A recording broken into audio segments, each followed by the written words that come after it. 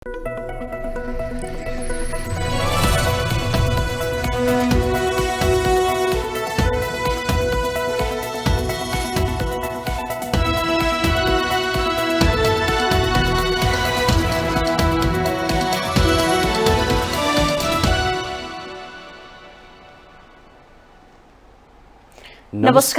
Mountain समाचारमा स्वागत छ। म उषा काफ्ले र म खगेन्द्र विष्ट। सुरुमा अहिलेसम्मका मुख्य समाचार।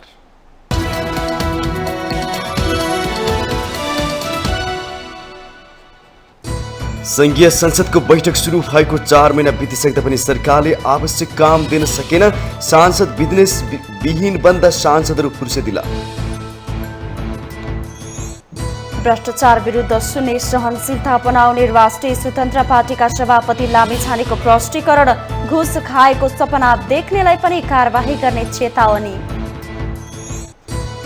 सरकारले जनअपेक्षा अनुसार काम गर्न नसक्दा जनता पाइलै पिच्छे शास्ति खेप्न बाध्य। दीर्घकालीन योजना बनाई कार्यान्वयनमा ध्यान दिन सरकारलाई सुझाव। स्वास्थ्य तथा जनसङ्ख्या मन्त्रालयले वैशाख 11 गतेदेखि खोप सप्ताह मनाउने। महामारीको जोखिम बढ्न सक्ने भएकाले सबै बालबालिकालाई खोप लगाउने तयारी। विभिन्न वाहन र प्रलोभनमा देखाएर बालबालिकाहरूलाई यौन हिंसामा पार्ने गरेको तथ्याङ्क सार्वजनिक। पछिल्लो समय सडक बालबालिका यौन हिंसाको उच्च जोखिममा। व्यापक विरोधका बीच फ्रान्समा निवृत्ति भरण प्राप्तिको उमेर बढाइयो। विधवा उमेर 62 वर्षलाई बढाएर 64 वर्ष कायम। र चीनले आर्थिक क्षेत्रमा प्रगति गरे पनि फुटबलमा आफूलाई प्रतिस्पर्धी बनाउन सकेन। चिनिया सुपर लिग भने विदेशी खेलाडीहरूका लागि आकर्षक तलबको केन्द्र बन्यो।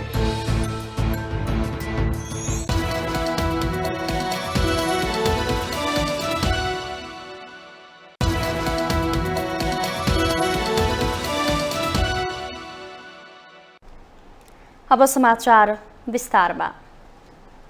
संघीय संसदको बैठक सुरु भएको 4 महिना बितिसक्दा पनि सरकारले आवश्यक काम दिन सकेको छैन। 23 पटक संसदका बैठकहरू बसे पनि सांसदहरू हाजिरी जनाउने र बोल्नेमै सीमित हुँदा 50 भन्दा बढी कानून निर्माण महत्त्वपूर्ण विधेयकहरूले अझै पूर्णता पाउन सकेका छैनन्। संसद बिजनेस विहीन बन्दा सांसदहरू फुर्सदिला छन्। राज्यले आवश्यक कानून पाइरहेको छैन। एक रिपोर्ट। यति बेला संसद कामविहीन जस्तै छ। सांसदहरू फुर्सदिला छन्। कानून निर्माण गर्ने निकाय फुर्सदिला हुँदा राज्यले जनहितका लागि उत्तरदायित्व जुन गतिमा गर्नुपर्ने हो त्यो गर्न सकिरहेको छैन। गत मङ्सिर 4 गते चुनाव सम्पन्न भएपछि सत्ता समीकरण परिवर्तनमै प्रचण्ड नेतृत्वको सरकारको समय बितेको छ। संसद बैठक सुरु भए यता प्राय औपचारिक भूमिकामा मात्र सीमित बनेको छ। सरकारले संसदलाई बिजनेस दिन सकेको छैन, न त प्रतिनिधि सभा आफैले पनि बिजनेस सिर्जना गर्न सकेको छ। सांसदहरू आफैले पनि विशेष प्रस्ताव मार्फत र संसदीय समितिका तर्फबाट पहिले नै छलफल भई पारित भएका विधेयकलाई प्रक्रियामा लान सक्थे। यसअघि सरकारले जारी गरेका अध्यादेशलाई बहसमा लान सकिन्थ्यो। तर न सरकार यसतर्फ सचेत छ, न सक्रिय भएको छ, न त संसद आफै यता लागेको छ। जसले गर्दा प्रतिनिधि सभामा 8 र राष्ट्रिय सभामा 8 गरी 16 वटा विधेयक पेश भएका छन्। तर समितिमा दफावार छलफल नहुँदा सांसदहरू फुर्सदिला भएका मात्र छैनन्, दोषारोपण गर्दै पन्छिन्छन्। खास गरी प्रतिनिधि सभाको र प्रदेश सभाको निर्वाचनपछि यहाँसम्म आइपुग्दाखेरिको यो समय एक हिसाबले मैले यसलाई यो समय फजुलमा बित्यो भन्छु मैले, हैन। हामी 21-22 वटा प्रतिनिधि सभाका बैठक भए, के निष्कर्ष निस्कियो भन्दाखेरि केही पनि छैन।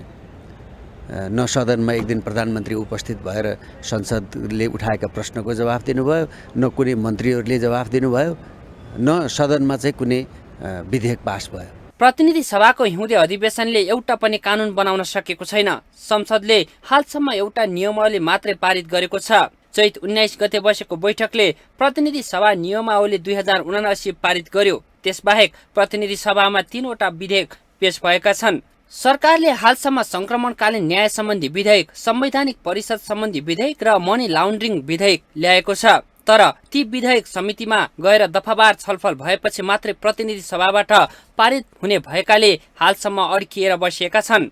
देश गम्भीर सङ्कटतर्फ फसिरहेका बेला सरकारले आर्थिक क्षेत्रको सुधारका लागि केही योजना ल्याउन त परको कुरा, संसदमा यसबारे कुनै छलफल हुन सकेको छैन।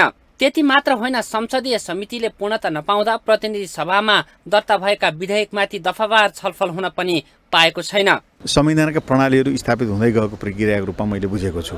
जहाँसम्म सङ्घको यहाँले भन्नुभएको छ जनताले दिएको गणित स्वीकार्नेको विकल्प छैन र हामीले बनाएको प्रणाली अनुरूप कुनै पनि दललाई जनताले बहुमत नदिएको हुँदाखेरि समीकरणमा जानु बाध्यता हो र यो बाध्यतालाई सम्हालेर ग्रहण गरेर स्वीकार गरेर 5 वर्ष चलाउनुको विकल्प छैन। प्रधानमन्त्री नियुक्ति भएको 4 महिनाको अवधिमा सरकारले चाहेको खण्डमा जनतामा आशा जगाउने उल्लेखनीय काम गर्दै संसदलाई संसद जस्तो बनाउन सक्थ्यो।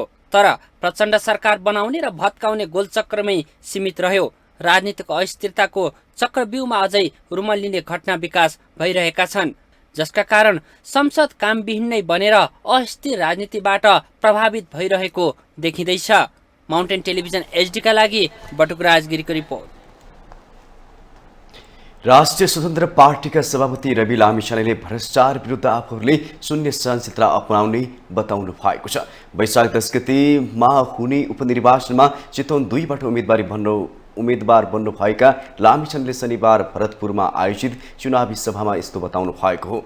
सबैभन्दा पहिले पार्टीभित्रको आन्तरिक लोकतन्त्र बलियो हुनुपर्ने भन्दै सभापति लामिछानेले खराब काम गर्ने मान्छेलाई स्थान दिनु हुँदैन भन्ने अवधारणा लिएर आएको बताउनु भयो। लामिछानेले घुस खाएको प्रमाण भए मात्र नभई घुस खाने सपना मात्र सोच्यो भने पनि कारबाही गर्ने चेतावनी दिनुभयो।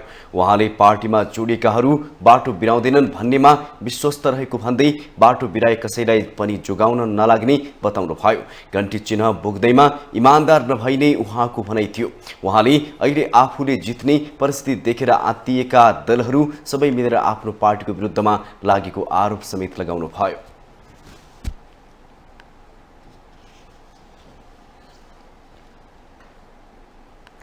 लुम्बिनी प्रदेशका मुख्यमन्त्री लीला गिरीले मुलुकमा विदेशी हस्तक्षेप बढेको बताउनु भएको छ।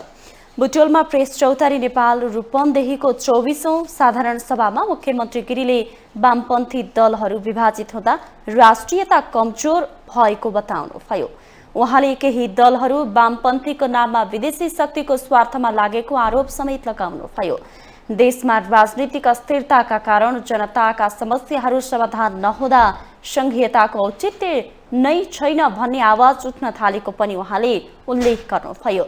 मुख्यमन्त्री गिरीले नेकपा एमाले नेतृत्वको सरकारले राष्ट्रियताको पक्षमा गरेको राम्रा कामको समेत उचित प्रचार नभएको गुनासो गर्नुभयो। मिडियाले राष्ट्रियताको पक्षमा डरो वकालत गरेर जनमत बनाउनु पर्नेमा मुख्यमन्त्री गिरीले जोड दिनुभयो। उहाँले देशको राष्ट्रियता गुम्ने खतरा रहेको बताउँदै पत्रकारहरूलाई अस्थिरताबाट फाइदा लिने शक्तिका विरुद्ध पनि कलम चलाउन आग्रह गर्नुभयो।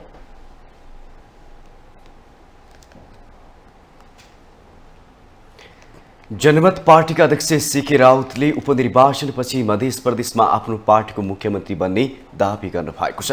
अध्यक्ष राउतले सामाजिक सञ्जाल मार्फत चैत्र 15 गते भएको माओवादी कांग्रेस र जनमतको सहमतिप्रति कांग्रेस इमान्दार रहने हो भने उपनिर्वाचनपछि मधेसमा जनमतको मुख्यमन्त्री बन्ने दावी गर्नु भएको हो। अध्यक्ष राउतले प्रधानमन्त्री आफै कति दिन टिक्ने भन्ने ठेगान नरहेको टिप्पणी गर्दै मध्य प्रदेशका मुख्यमन्त्रीको उपनिर्वाचनपछि आफै बहिर्गमन हुने उल्लेख गर्नु भएको छ। यस्तो अवस्थामा जनतालाई दिग्भ्रमित गर्न सत्ताधारीहरूले अतिरञ्जित अभिव्यक्ति दिनुको कुनै अर्थ नरहेको पनि उहाँले बताउनुभयो। जनमत पार्टीले छोडेको मन्त्रालय कांग्रेसले लिने भएपछि सरकार तथा गठबन्धनमा जनमत नरहने समाचार बाहिरिएसँगै अध्यक्ष राउतले यस्तो बताउनु भएको हो। माउन्टेन समाचारमा पाल्नु भएको छ ब्रेकको।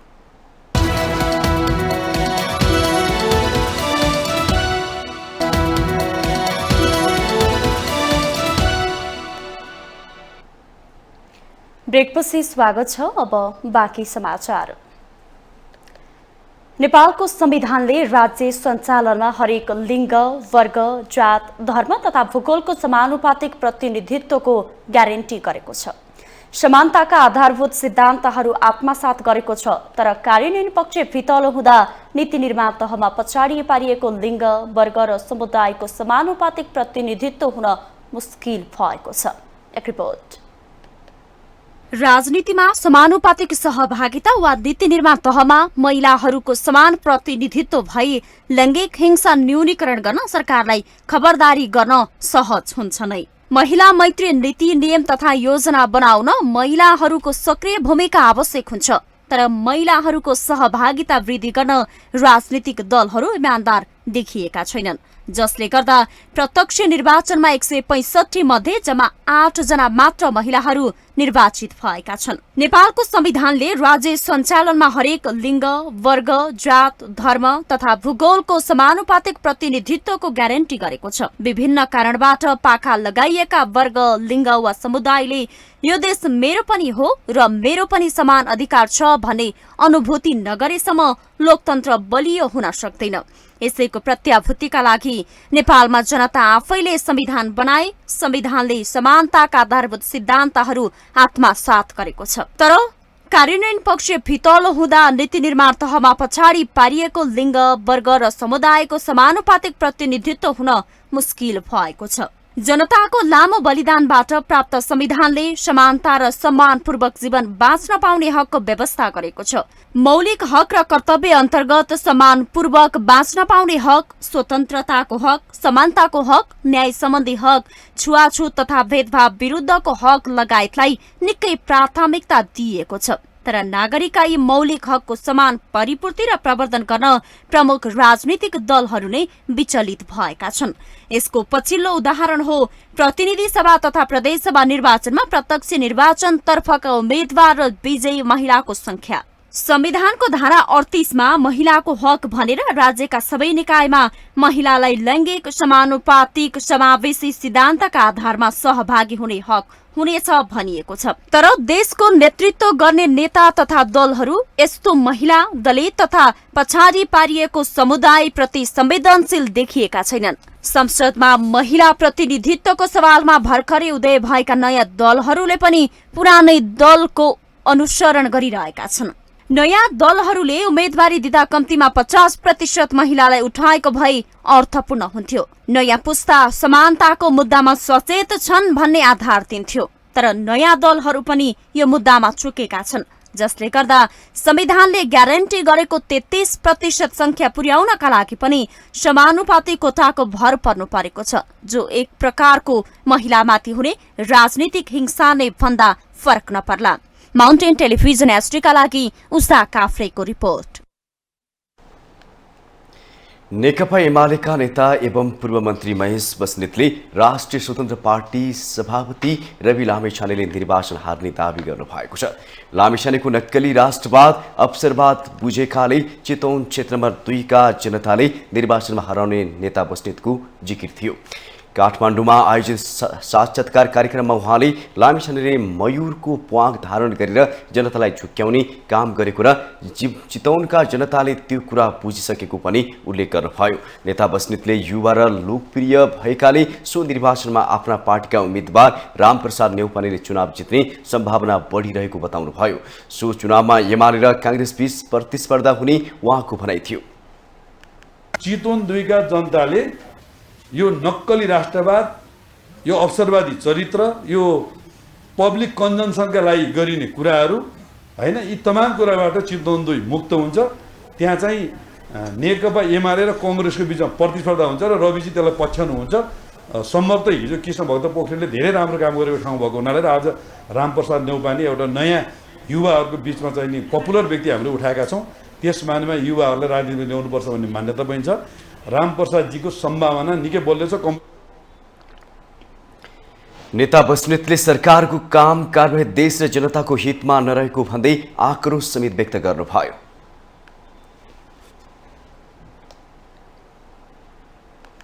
सत्तारूढ प्रमुख घटक नेपाली कांग्रेसका महामन्त्री गगन कुमार थापाले सरकारले महाविपत्तिमा जसरी काम गर्नुपर्ने बताउनु भएको छ। महामन्त्री थापाले प्रधानमन्त्रीदेखि मन्त्रीसम्म प्रदेश मन्त्रीदेखि स्थानीय तहका वडा अध्यक्षले समेत महाविपत्तिको बेलामा जस्तो सोचेर काम गर्नुपर्ने बेला आएको बताउनु भएको हो। नेपाली कांग्रेस मकवानपुर काठमाडौँ सम्पर्क समितिले काठमाडौँमा आयोजना गरेको कार्यक्रममा उहाँले मुलुक संकटमा रहेको बेला सरकारले त्यसलाई महसुस गरेर परिणाम दिने गरी काम गर्नुपर्ने स्पष्ट गर्नुभयो। महामन्त्री थापाले सूझबुझपूर्ण ढंगले काम नगरे मुलुक झनै संकटमा पर्दै जानेतर्फ पनि सरकारलाई सचेत गराउनुभयो। तपाईहरु हामी सबैले मेहनत गरेर हामीहरु अहिले निर्वाचित भएर प्रदेशको सरकारमा संघको सरकारमा पुगेका छौं। यहाँ बसेर हामीले परिणाम दिने यो एउटा पक्ष हो। यसमा अहिले अलिकति हामीले ठीक ढंगले काम गर्न सक्यौं भने अबको 3-4 महिना भित्रमा फेरि त्यस्तो सबै कुरा बिग्रिएको फेरि सबै कुरा सम्हाल्न नसकिने भएको पनि भयो। स्थिति ठीक छैन, असहज छ। राम्रोसँग सम्हालेर भने बिग्रदै जान्छ। ठीक ढंगले सूझबुझपूर्ण ढंगले सम्हाल्दै गयो भने फेरि सम्हालिँदै जान्छ। यो एउटा बाटो भयो। महामन्त्री थापाले नेपाली कांग्रेसलाई शुद्धिकरण र सुदृढीकरण गर्नका लागि सिंगो पार्टी पंक्ति लाग्नुपर्ने पनि बताउनुभयो। उहाँले 2080 सालको जेठ अन्तिम साता नेपाली कांग्रेसको नीति अधिवेशन हुने तयारी भइरहेको उल्लेख गर्दै त्यसमा पार्टीको सुदृढीकरण र शुद्धिकरणका लागि व्यापक छलफल गर्न पनि पार्टीका नेता कार्यकर्ताहरूलाई आग्रह गर्नुभयो। कांग्रेसको नीति सम्मेलन गर्ने तयारी गर्दैछौं। व्यापक रूपमा छलफल गरौँ। नेपाली कांग्रेस पार्टीको सदस्यता कसलाई दिने, उम्मेदवार कसले छान्ने, पार्टी चलाउनको लागि पैसा कसले दिने, यो विषयहरूमा व्यापक बहस गर्यौं र 80 साललाई नेपाली कांग्रेस पार्टीले 2080 साललाई कांग्रेसको शुद्धिकरण र कांग्रेसको सुदृढीकरण, कांग्रेसलाई शुद्ध पनि बनाउने हो, कांग्रेसलाई सुदृढ पनि बनाउने हो। यो दुईटा प्रयोजनको लागि हामीले 2080 साललाई प्रयोग गरौँ। महामन्त्री थापाले कुनै पनि पार्टीले एकल सरकार बनाउने अवस्था नरहेको भन्दै निर्वाचन प्रणाली सुधारका लागि संविधान संशोधन गर्नुपर्नेमा पनि जोड दिनुभयो। देशमा जुन गतिमा विकास हुनुपर्ने हो त्यो अपेक्षाकृत हुन सकेन। विशेष गरी पूर्वाधार निर्माणमा समय अवधिभित्र कुनै कार्य हुन नसक्ने गलत अभ्यास भइरहेका छन्। विगतको पाठ सिकेर सरकारले दिएको विकाससँगै जनताको आवश्यकता योजनाहरू अगाडि बढाउन सक्नुपर्छ। एक रिपोर्ट। जनताका आवश्यकता एकतर्फ, सरकारको काम अर्कोतर्फ भइरहेको छ देशमा, जसका कारण जनअपेक्षा अनुरूप सरकारले काम गर्न सकिरहेको छैन। जनताले यात्रा गर्दा होस् या कर तिर्न जाँदा नै किन नहोस्, शास्ति खेपिरहनु परेको छ। बेरोजगारी बढ्दा युवाहरू पलायन भइरहेका छन्। नयाँ उद्योग धन्दा कलकारखाना सञ्चालन हुनु त परको कुरा, भएकाहरू पनि धमाधम ताला लाग्न थालिसकेको छ। रोजगारीका नाममा दैनिक 2000 भन्दा बढी युवाहरू जहाज चढेर देशबाट विदा भइरहेका छन्। स्थलमार्गबाट रोजगारीका लागि भारततर्फ जानेको संख्या लाखौं छ। देशमा बिस्तारै उत्पादन घट्दो छ। जमिनहरू बाँझो हुन थालेका छन्। आयातमुखी अर्थतन्त्रका कारण संकट बढ्दो छ। यतिसम्म कि सरकारले कर्मचारीलाई तलब खुवाउन पनि वैदेशिक ऋणको मुख ताक्नुपर्छ। विगतका कमी कमजोरीका कारण देशमा समस्या आयो र जनताले दुःख पाए। यसबाट पाठ सिकेर सरकार यो वर्ष देश विकासका लागि गम्भीर हुन जरुरी छ। सत्ताको हानथाप र राजनीतिक अस्थिरताको शिकार अर्थतन्त्र भइरहने हो भने गम्भीर संकट आउन सक्छ। देशमा संहिताको बोझ भारी पर्दैछ। केन्द्रदेखि स्थानीय तहसम्म भ्रष्टाचार व्याप्त छ। यसबाट पाठ सिकेर 2080 सालमा भने सरकारले जनतालाई उपलब्धिमूलक काम गरेर देखाउन सक्नुपर्छ। विकास राजनीतिसँग नजोडी स्वचालित हुनुपर्ने आजको आवश्यकता हो। त्यसले मात्रै उत्पादनमा वृद्धि गर्दै अर्थतन्त्र सुधार गर्न सक्छ। त्यसका लागि दीर्घकालीन योजनाहरू अगाडि बढाउन सक्नुपर्ने पूर्वाधार विश्लेषकहरू बताउँछन्। घरमा बत्ती बलेपछि एउटा ट्र्याक खोलेर ट्र्याक्टरसम्म गयो भने त्यो ट्र्याक्टरको ड्राइभरलाई हाम्रा गाउँलेहरूले माला लगाएर पञ्चाई बाजा बजाएको स्वागत गरेको त्यो आवश्यक थियो। हामी विकासमा त्यति पछौटी परेका थियौँ। त्यसलाई पनि जनताले विकास भनेर मानेका छन्। अबको विकासको चरण त्यो हामीले पार गरिसक्यौँ। अबको हाम्रा विकास, पूर्वाधार विकास भन्नुहोस् अथवा सामाजिक विकास भन्नुहोस्, त्यसले तात्विक रूपमा हाम्रो जनताको जनजीविकामा प्रभाव पार्नु पर्यो। त्यसले हाम्रो उत्पादनमा समृद्धि ल्याउनु पर्यो, उत्पादनमा उत्पादकत्व बढाउनु पर्यो, हाम्रो व्यापार घाटा घटाउनु पर्यो। दलहरू राजनीतिक सङ्घर्षमा लागे पनि आर्थिक मुद्दामा मिलेर जान जरुरी छ। देश विकास सबैको लक्ष्य हो र दलहरू यसमा मिलेर काम गरून् भन्ने जनअपेक्षा हो। देशको अवस्था बदले मात्रै जनताले नेतृत्व र व्यवस्थामाथि विश्वास गर्न सक्ने भएकाले पनि यो आजको आवश्यकता हो। बाटो र भ्युटार मात्र विकास नठानी भौतिक विकासको गतिलो योजना निर्माणसँगै त्यसको कार्यान्वयनतर्फ सरकारको ध्यान केन्द्रित हुनुपर्ने जनचाहना हो। जनताको दैनिक जीवनमा परिवर्तन हुनु पर्यो। आजभन्दा भोलि राम्रो हुनु पर्यो। आजभन्दा भोलि निराशाजनक अवस्था छ। महँगाई बढ्दै गएको छ। चारैतिर के गर्ने भन्दा कुनै एउटा निकास छैन। अब पैसाको अभाव भएको छ। बैंकमा पैसा छैन, बजारमा पैसा छैन, उद्योग धन्दाहरू सबै धराशयी भएका छन्, व्यापार व्यवसाय धराशयी भएको छ, महँगाई दिन प्रतिदिन बढेको छ, राजनीति यसरी गिजोलिएको छ कि यसलाई सल्ट्याउनै गाह्रो भएको छ। त्यसकारणले राजनीतिक नेतृत्वले गम्भीरतापूर्वक सोच्नुपर्छ। राजनीतिक अस्थिरता, यो जुन अहिले भइरहेको अस्थिरता चाहिँ स्थिर हुनुपर्छ। अनि बिग्रिदो अर्थतन्त्र सुधारका निमित्त अब कुन हेतुले सरकारले कसरी गर्न सक्छ त्यतातिर बढी ध्यान जानुपर्छ। उच्च नेतृत्वको, सरकारमा भएका पार्टी दलहरूका, अनि अब एज अ होल उद्योग व्यवसायीदेखि लिएर चाहिँ जति पनि संवैधानिक परिषदभित्र रहेका अङ्गहरू छन् सबै राज्य व्यवस्थामा पर्दछन्। यसमा सुधार आउनुपर्छ।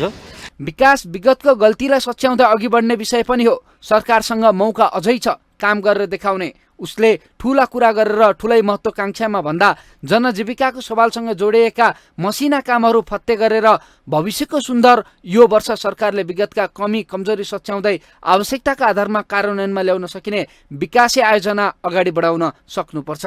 जनताको दैनिकीमा प्रत्यक्ष प्रभाव राख्ने योजनालाई प्राथमिकतामा राख्दै सामाजिक विकासतर्फ पनि सरकार गम्भीर बन्न सक्नुपर्छ। माउन्टेन टेलिभिजन एसटीका लागि क्यामेरामा पुरन सुवेदीका साथ सन्दीप शर्माको रिपोर्ट। स्वास्थ्य तथा जनसङ्ख्या मन्त्रालयले यही वैशाख 11 देखि 17 गतेसम्म खोप सप्ताह मनाउने भएको छ। मन्त्रालयले वैशाखलाई पुनः खोप सुनिश्चित र प्रमाणीकरण महिनाका रूपमा मनाउने उद्देश्यले खोप सप्ताह मनाउन लागेको हो। खोप लगाउन छुटेका सबै बालबालिकालाई खोप लगाई नेपालमा पुनः खोप रहेको सुनिश्चित गर्नका लागि सप्ताह मनाउन लागेको स्वास्थ्य मन्त्रालय परिवार कल्याण महाशाखाले जनाएको छ। विभिन्न जिल्लामा खोप लगाउन छुटेका बालबालिकाको संख्या बढ्दै गइरहेकाले उनीहरूमा दादुरा, रुएला लगायत महामारीको जोखिम बढ्न सक्ने भएकाले खोप सप्ताह अन्तर्गत वैशाखभरि सबै बालबालिकालाई खोप दिइने बताइएको छ। वैशाखको पहिलो हप्तादेखि विभिन्न माध्यमबाट 15 महिनासम्म लगाउनु पर्ने पुनः खोपको जानकारी दिनुका साथै खोप लगाउन छुटेका बालबालिकाको पहिचान गर्ने वैशाख 15 र 31 गते 2 दिन नियमित अभियान सञ्चालन गरी खोप लगाइनेछ। यस्तै वैशाख 6 र 7 गते भिटामिन ए खुवाउने क्रममा पनि खोप लगाउन छुटेका बालबालिकाको सूची तयार पारिने परिवार कल्याण महाशाखाले जनाएको छ। खोप लगाउन छुटेका इटा भट्टा कल कारखाना लगायतका स्थानमा विशेष कार्यक्रम सञ्चालन गरिनेछ। वैशाखमा शान्तभित्र सबै ओडा, स्वास्थ्य संस्था, राष्ट्रिय पुनः खोप निर्देशिका अनुसार घरधुरी सर्वेक्षण, पालिका ओडा खोप समन्वय समितिको बैठक लगायत क्रियाकलाप गरी सबै ओडा तथा स्थानीय तह पुनः खोप सुनिश्चित भएको प्रमाणीकरण गर्ने जनाइएको छ। आगामी शैक्षिक सत्रका लागि विद्यालयमा नयाँ भर्ना हुने 5 वर्ष मुनिका सबै बालबालिकाको खोप कार्ड अनुगमन गर्न समेत सबै विद्यालयमा जानकारी एवं समन्वय गरिने महाशाखाले जनाएको छ। महाशाखाले सबै स्थानीय तहलाई सामान्य प्रशासन मन्त्रालय मार्फत खोप सप्ताह सफल बनाउनका लागि अनुरोध गरेको छ। माउन्टेन समाचारमा पालो भएको छ अर्को ब्रेकको।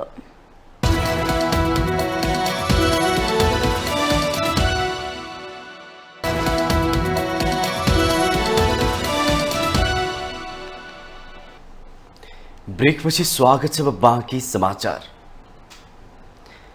बालबालिकाहरू यौन शोषणमा परेका घटनाहरू त दिनौं जसो सुनिरहन्छन्, तर बालबालिकाहरूमाथि पनि यौन शोषणका घटना भइरहेका छन्। विशेष गरी सडक बालक सबैभन्दा बढी जोखिममा छन्। विदेशी नागरिकहरूबाट समेत नेपाली बालबालिका यौन हिंसामा पर्ने गरेको घटनाहरू बढिरहेका छन्। एक रिपोर्ट। नेपालमा बालबालिकाहरू यौन हिंसाको जोखिममा पर्दै गएका छन्। विभिन्न बहाना र प्रलोभनमा परि बालबालिकाहरू यौन हिंसामा परिने गरेको तथ्याङ्क सार्वजनिक भएको छ। भोइस अफ चिल्ड्रेनले सार्वजनिक गरेको तथ्याङ्कमा नेपालमा 85% सड़क बालक यौन हिंसामा परेको कहाली लाग्दो अवस्थाको उजागर भएको छ। नेपाल सहित विदेशी पर्यटकले पनि ती बालकहरूलाई यौन गतिविधिमा संलग्न गर्ने गरेको खुलेको हो। हिंसा, शोषण, दुर्व्यवहार र उपेक्षाबाट सुरक्षित हुनु सम्पूर्ण बालबालिकाको नैसर्गिक अधिकार हो। तर पनि पारिवारिक माया, ममता, स्नेह, आधारभूत आवश्यकताको परिपूर्ति नहुनु इत्यादि कारणले ती बालबालिका मानसिक रूपमा विक्षिप्त बनी घर छोडी सड़क बालबालिकाको रूपमा बस्न बाध्य छन्। काठमाडौँको मुख्य सड़कको आसपासमा अझै कतिपय सड़क बालबालिका दयनीय अवस्थामा बसिरहेको देख्न सकिन्छ। उनीहरूको सुरक्षाको प्रत्याभूति गर्ने जिम्मेवार निकायले अझै प्रभावकारी भूमिका खेल्न नसक्दा यस्ता कहाली लाग्दा घटनाहरू दिनानुदिन बढिरहेको छ। बालबालिकाले आफू र आफ्ना सर्कलको ग्रुप बनाउँछन्, समूह बनाउँछन् र त्यो समूहमा चाहिँ अब आफूले जे गरे पनि ती कुराहरू चाहिँ राम्रो हुन्छ भन्ने उनीहरूको सर्कलमा हुन्छ। विदेशी पर्यटकहरू र नेपालीहरू पनि जो यौनका कुरा गर्नका लागि बालबालिकाहरूलाई चाहिँ खोज्ने गर्छन्, रोज्ने गर्छन्। उनीहरूको त्यो उद्देश्य नै हुन्छ। र सडक बालबालिका उनीहरूको अभिभावक हुँदैनन्, उनीहरू फ्री हुन्छन् सडकमा। त्यही भएर जो यो दुराचार सबभन्दा ठुलो कुरा चाहिँ परिवारमा माया ममताको कमीले गर्दा हो। जब परिवारमा चाहिँ भाइलेन्स सुरु हुन्छ, हिंसा सुरु हुन्छ, बालबालिकालाई राम्रो खानपिनको कुरा हुँदैन, शिक्षाको माया ममताको कमी हुन्छ, बालबालिका चाहिँ अनि घर छोडेर हिँड्ने गर्दछन्। सन् 2017 को एक तथ्याङ्क हेर्ने हो भने 445 बालबालिकाहरू मध्ये 80%ले इन्टरनेट प्रयोग गर्ने गरेको र 45% बालकहरू यौन शोषणमा पर्ने गरेका छन्। केही समय अघि मात्र नाबालिकालाई आर्थिक प्रलोभनमा पारी यौन शोषण गरेको आरोपमा चिनिया नागरिक 49 वर्षीय याङली मिङलाई नेपाल प्रहरीको केन्द्रीय अनुसन्धान ब्युरोको टोलीले ललितपुरको बुङमतीबाट पक्राउ गरेको थियो। यसको केही समय अगाडि पनि अन्य देशका नागरिकले सडक बालबालिकाहरूलाई दुर्व्यवहार गरेको घटनाहरू बाहिरिएको थियो। भोलिको नेतृत्व लिनुपर्ने बालबालिका आफ्ना आधारभूत आवश्यकताबाट त वञ्चित भएका छन् नै, विदेशी नागरिकबाट समेत यौन दुर्व्यवहारमा परेको कहालीलाग्दो अवस्थाबाट गुज्रिरहेका छन्। नेपाल महिला बालबालिका तथा ज्येष्ठ नागरिक मन्त्रालयले वार्षिक रूपमा 400 देखि 500 को हाराहारीमा सडक बालबालिकाको उद्धार गरी सम्बन्धित संस्थालाई लालन पालनको लागि जिम्मा लगाउने कार्य गर्दै आएको छ। यद्यपि बालबालिकाको हक अधिकारको लागि नीति नियम बने पनि अझै कार्यान्वयनमा भने फितलो देखिन्छ। अब यस सवालमा चाहिँ हाम्रो देशमा बाल संरक्षण, बाल अधिकार प्रवर्धन गर्ने कुरामा सरकारी स्तरबाट कानुनहरू राम्रो बनेको छ, नीति नियमहरू राम्रा बनेका छन्, तर कार्यान्वयनको अभाव छ। उदाहरणको लागि महिला बालबालिका मन्त्रालय अन्तर्गत बालबालिका सम्बन्धी विभिन्न योजनाहरू छन्, बालबालिका सम्बन्धी ऐन बनेको छ। प्रत्येक पालिकाले बाल संरक्षण कार्यक्रमहरू बनाएर काम गर्नुपर्दछ भन्ने छ, तर कार्यान्वयनको अभाव छ। र अहिले खास गरी सडक बालबालिका, यौन दुर्व्यवहारमा परेका बालबालिका लगायत निकृष्ट प्रकारका जोखिममा भएका बालबालिकाहरूका लागि चाहिँ सरकारले काम गरिरहेको छ, तर पर्याप्त छैन र प्रभावकारी पनि छैन। बालबालिका घरभित्र र घर बाहिर यौन हिंसाको जोखिममा छन्। समाजका हरेक नागरिकको दायित्व उनीहरूलाई सुरक्षा दिनु हो। नेपालमा पछिल्लो समय विदेशी नागरिकबाट बालबालिका यौन हिंसामा पर्न थालेको घटना बढ्नु गम्भीर विषय हो। यसतर्फ राज्यले बेलैमा गम्भीरता देखाउनु जरुरी छ। माउन्टेन टिभी एचडीका लागि क्यामेरामा विवेक श्रेष्ठको साथमा विद्या तामाङको रिपोर्ट। डडेलधुरा जिल्ला सदरमुकामको अमरगढी नगरपालिका 3 मरक्केटेकी अनिता विष्टले 91 वर्षको उमेरमा नागरिकता प्राप्त गर्नु भएको छ। दुईवटै आँखा नदेख्ने र कान पनि नसुन्ने विष्टलाई डडेलधुरा जिल्ला प्रशासन कार्यालयको टोलीले घरमै पुगेर नागरिकता उपलब्ध गराएको हो। नागरिकता नहुँदा अनिता सामाजिक सुरक्षा भत्ता पाउनबाट पनि वञ्चित हुनु भएको थियो। नागरिकता पाएसँगै अब उहाँले सामाजिक भत्ता समेत पाउने हुनु भएको छ। हाम्रो चाहिँ यस अमरगढी नगरपालिका वडा नम्बर 3 को एकजना 90 वर्षीय वृद्धा जसले लामो समयसम्म चाहिँ नेपाली नागरिकता प्रमाणपत्र प्राप्त गर्न सक्नु भएको थिएन। विभिन्न कारणले उहाँ चाहिँ भारतबाट बिहा गरेर 2007 सालमा नेपाल आउनु भएको रहेछ। उहाँको छोराको नागरिकता छ, बुहारीको नागरिकता छ, श्रीमानको मृत्यु भइसकेको यो अवस्थामा चाहिँ उहाँले नागरिकता प्राप्त गर्न नसकिरहेको अवस्थामा हामीले वडा अध्यक्षज्यूसँग समन्वय गरेर सरजमिन मुचुल्का गरेर उहाँको चाहिँ सम्पूर्ण डकुमेन्टहरू चाहिँ तयार गरेर आज हामी उहाँको घरमै आएर चाहिँ नागरिकता बनाएर चाहिँ हस्तान्तरण गर्न सफल भएका छौँ।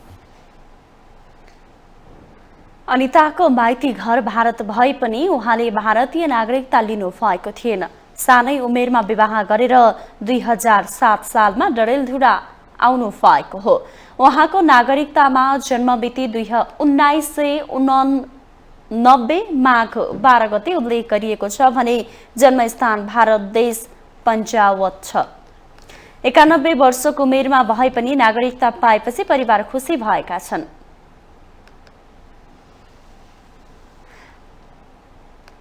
अमरगढी नगरपालिका 3 का वडाध्यक्षले विभिन्न कारण नागरिकता उपलब्ध गराउन ढिलाइ भएको बताउनुभयो। नागरिकता प्राप्त गरेपछि अब सामाजिक सुरक्षा भत्ता उपलब्ध गराइने अमरगढी नगरपालिकाका वडाध्यक्ष वडा नम्बर 3 ले जनाएको छ। उहाँलाई ज्येष्ठ नागरिक सम्मान जुन छ त्यसका लागि नि मैले आफ्नो वडाबाट सम्पूर्ण कागजहरू ल्याएर यो ज्येष्ठ नागरिक म आजै गएर नगरपालिकामा एन्ट्री गरेर उहाँलाई ज्येष्ठ नागरिकको भत्ता खुवाउनुतिर लाग्यो।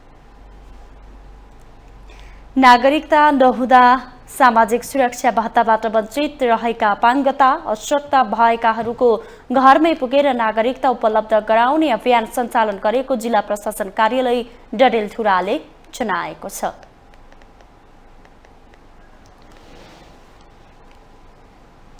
रौतहटको गढीमाई नगरपालिकामा गोली चल्दा एकजनाको मृत्यु भएको छ। गढीमाई नगरपालिका 8 धुबिनियामा जग्गा सम्बन्धी विवादको क्रममा दुई पक्षबीच झडप हुँदा गोली लागेर स्थानीय राजकुमार राय यादवको मृत्यु भएको छ। विवादका क्रममा गोली लागेका उहाँलाई उपचारका लागि वीरगञ्ज पठाइएकोमा बाटोमा मृत्यु भएको जिल्ला प्रहरी कार्यालय रौतहटले जनाएको छ। गोली लागेर स्थानीय राम प्रताप यादव, कपिल देव राय यादव र निरञ्जन यादव घाइते भएका छन्।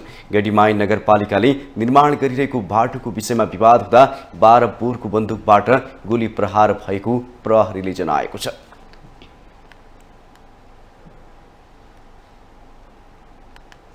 इलाममा लागेको मेलामा भागदौड हुँदा 17 जना घाइते भएका छन्। सदरमुकामको ठुलो तुडी खेलमा जारी मेलामा भागदौड हुँदा 17 जना घाइते भएका हुन्। घाइते 6 जनालाई थप उपचारका लागि झापा रेफर गरिएको छ। 2 जनाको अवस्था गम्भीर रहेको जनाइएको छ। घाइते अन्यको इलाम अस्पतालमा उपचार भइरहेको बताइएको छ। रहसल अनाथालय सहयोगार्थ इलाम टुडीखेलमा जारी मेलामा सांगीतिक कार्यक्रम सञ्चालन भइरहेको छ। सोही मेलामा टिकट लिएर भित्र छिर्ने क्रममा टुडीखेलको गेटमा ठेलमठेल भएको थियो। सोही क्रममा मानिसहरू लडेर एक आपसमा ठोकिएपछि सो संख्यामा उनीहरू घाइते भएका हुन्। इलामका प्रमुख जिल्ला अधिकारी श्रवण कुमार पोखरेलले अवस्थालाई सामान्य बनाउन पहल भइरहेको बताउनुभयो। घटना भए पनि मेला स्थगित गरिएको छ।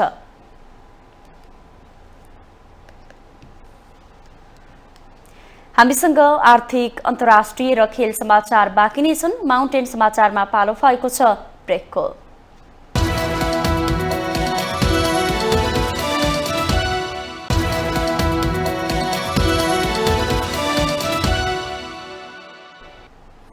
ब्रेकपछि स्वागत छ। अब पालो आर्थिक समाचारको। आर्थिक समाचारको साथमा जगदम्बा सुपर साइन तथा ग्याल्बा प्लस जीवनभरको भरोसा प्रस्तुत छ। रिद्धि सिद्धि सिमेन्ट गुणस्तरको नयाँ स्तर।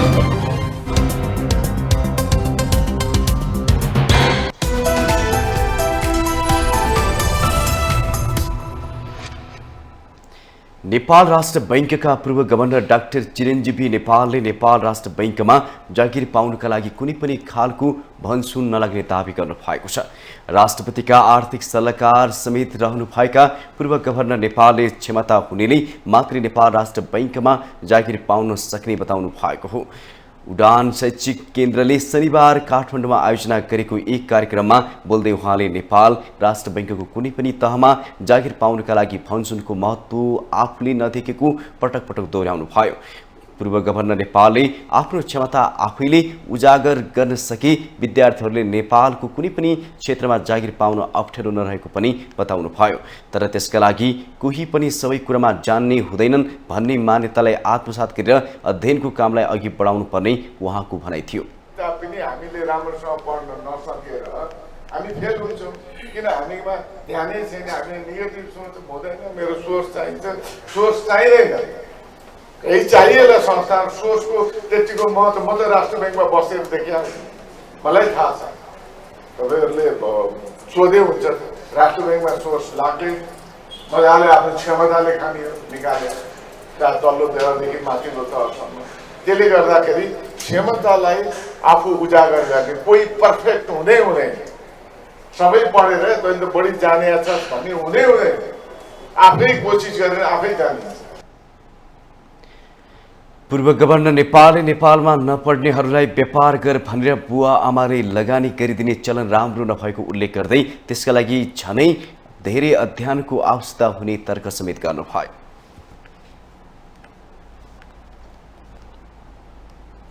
अब पालो अन्तर्राष्ट्रिय समाचारको।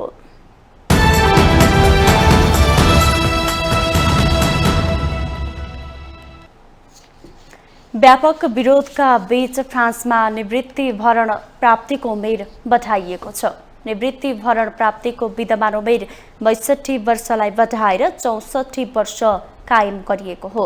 राष्ट्रपति इम्यानुएल मैक्रोले निवृत्ति भरण प्राप्तिको उमेर वृद्धि सम्बन्धी कानूनमा हस्ताक्षर गरेसँगै त्यो आगामी सेप्टेम्बरदेखि लागू हुनेछ। देशको शीर्ष संवैधानिक परिषदले पेन्सन पाउने उमेर 64 वर्ष हुनुपर्ने प्रस्तावित कानूनलाई अनुमोदन गरेको केही घण्टामै राष्ट्रपतिले त्यसमा हस्ताक्षर गर्नु भएको हो।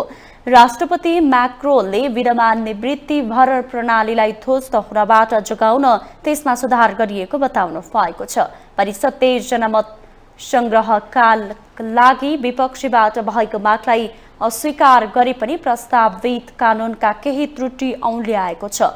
परिषदको निर्णयप्रति असहमति जनाउँदै प्रदर्शनकारीले आगो बालेर विरोध गरेका छन्। प्रहरीले 112 जनालाई पक्राउ गरेको छ। पेन्सन सुधार योजना विरुद्ध देशका विभिन्न भागमा 12 दिनसम्म प्रदर्शन भएको थियो। कर्मचारी युनियनहरूले विरोधका कार्यक्रमलाई निरन्तरता दिने बताउँदै यही वैशाख 18 गते अर्थात् मे दिवसका दिन सडकमा आउन मजदुरहरूलाई आह्वान गरेको छ। सुडानको राजधानी खार्तुममा सरकार विद्रोही सेना बीच झडप हुँदा स्थिति तनावग्रस्त बनेको छ। सुडानी सेना र विद्रोही लडाकु बीच सत्ता सङ्घर्षको लागि भिडन्त हुँदा स्थिति तनावग्रस्त बनेको हो। दुई पक्ष बीचको भिडन्तले राजधानी खार्तुम सहित अन्य क्षेत्रमा गोली तथा विस्फोटको आवाज सुनिएको अन्तर्राष्ट्रिय सञ्चार माध्यमहरूले जनाएका छन्। खार्तुम विमानस्थलमा यात्रुवाहक विमानमा गोली प्रहार हुँदा 2 जनाको मृत्यु भएको बताइएको छ। पछिल्लो समय सरकार र शक्तिशाली ऱ्यापिड सपोर्ट फोर्स बीच तनाव बढेको छ। खार्तुमको एयरपोर्ट आरएसएफको नियन्त्रणमा रहेको छ। उत्तरी सहर मेरोवेमा बन्दुकको आवाज सुनिएको बताइएको छ। सशस्त्र समूहहरू बीचको झडपपछि सामाजिक सञ्जालमा सार्वजनिक भएको भिडियोमा सुडानको राजधानीमा सैन्य विमानहरू आकाशमा देखेका छन्। निवर्तमान प्रधानमन्त्री अब्दुल्लाह हमडोकलाई कु मार्फत हटाई सुडानका सैन्य तानाशाह अब्देल फताह अल बुरहानले सरकार चलाइरहनु भएको छ, जसको विरोधमा पछिल्लो समय पुनः आन्दोलन चल्न थालेको हो। अब खेल समाचार।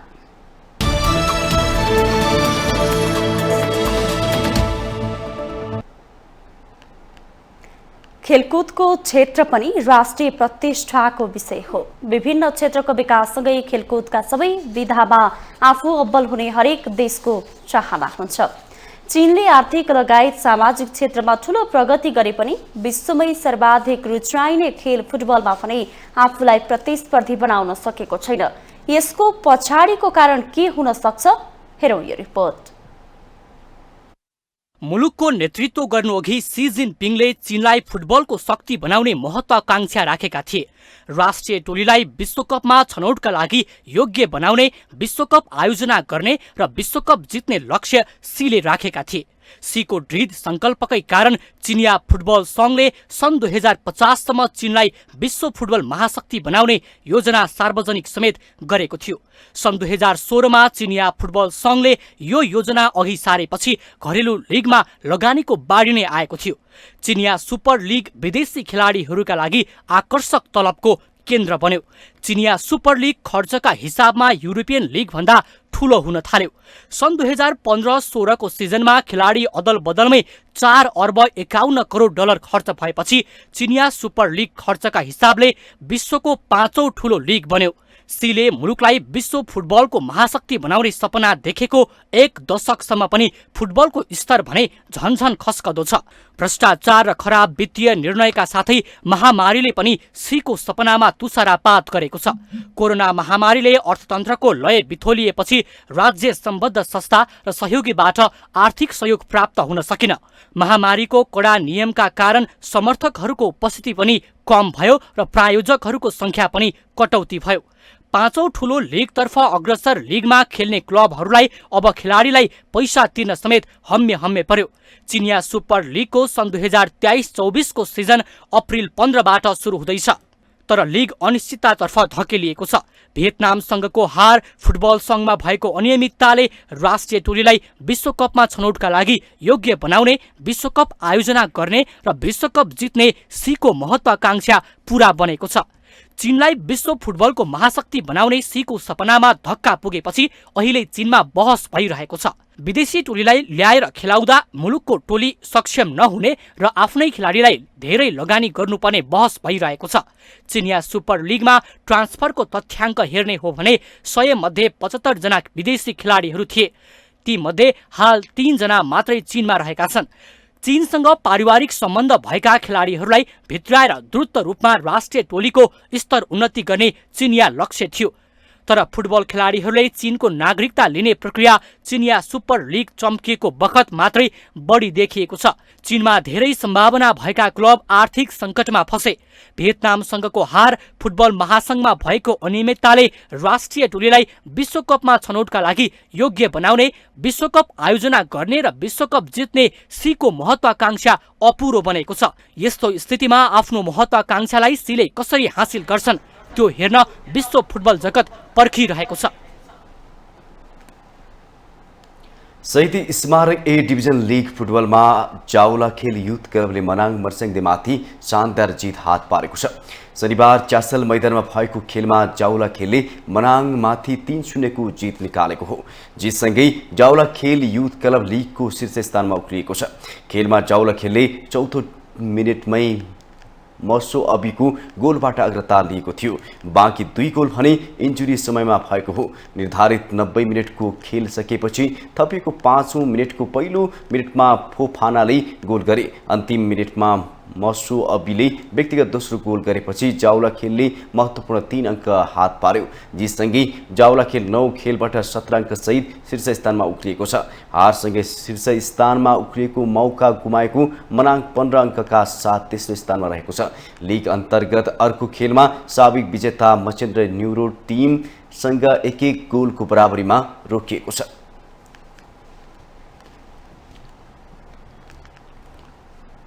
माउन्टेन समाचारमा पालो भएको छ ब्रेकको।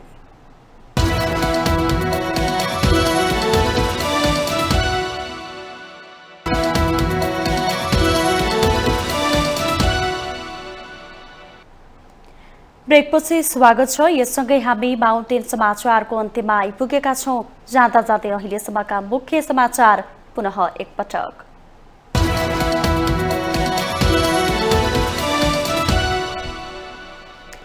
संघीय संसदको बैठक सुरु भएको 4 महिना बितिसक्दा पनि सरकारले आवश्यक काम दिन सकेन। संसद बिजनेसविहीन बन्दा सांसदहरू फुर्सदिला। भ्रष्टाचार विरुद्ध शून्य सहनशीलता अपनाउने राष्ट्रिय स्वतन्त्र पार्टीका सभापति लामिछानेको प्रष्टीकरण, घुस खाएको सपना देख्नेलाई पनि कारबाही गर्ने चेतावनी। सरकारले जनअपेक्षा अनुसार काम गर्न नसक्दा जनता पाइलै पिच्छे शास्ति खेप्न बाध्य। दीर्घकालीन योजना बनाई कार्यान्वयनमा ध्यान दिन सरकारलाई सुझाव। स्वास्थ्य तथा जनसङ्ख्या मन्त्रालयले वैशाख 11 गतेदेखि खोप सप्ताह मनाउने, महामारीको जोखिम बढ्न सक्ने भएकाले सबै बालबालिकालाई खोप लगाउने तयारी। विभिन्न बहाना र प्रलोभन देखाई बालबालिकाहरूलाई यौन हिंसामा पारिने गरेको तथ्याङ्क सार्वजनिक। पछिल्लो समय सडक बालक यौन हिंसाको उच्च जोखिममा।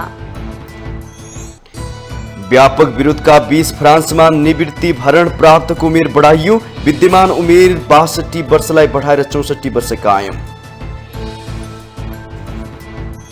र चीनले आर्थिक क्षेत्रमा प्रगति गरे पनि फुटबलमा आफूलाई प्रतिस्पर्धी बनाउन सकेन। चिनिया सुपर लिग भने विदेशी खेलाडीहरूका लागि आकर्षक तलबको केन्द्र बन्यो।